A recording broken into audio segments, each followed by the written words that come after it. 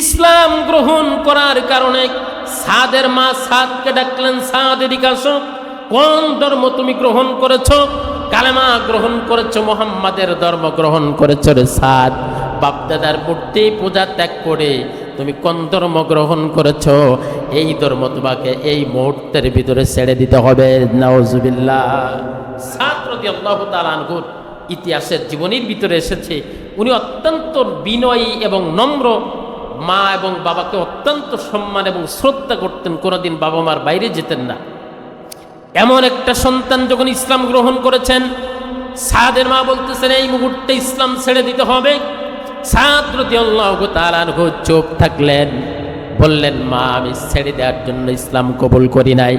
মা বললেন সাদ যদি তুমি ইসলাম এই মুহূর্তে ছেড়ে না দাও, আমি তোমার উপরে একটা কঠোর থেকে কঠোর কর্মসূচি প্রদান করব। জোরে বলেন আল্লাহু আকবার।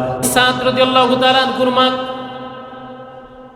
অনেকবার বললেন, সাদ যখন শুনে না, হযরত সাদের মা বললেন সাদ তুমি যদি আমার কথা না শোনো, আমি তোমার মা, তোমাকে এত কষ্ট করে লালন পালন করেছি, যদি তুমি ওই ধর্ম ত্যাগ না করো রে সাদ, আজকের থেকে খানা বন্ধ করে দিলাম।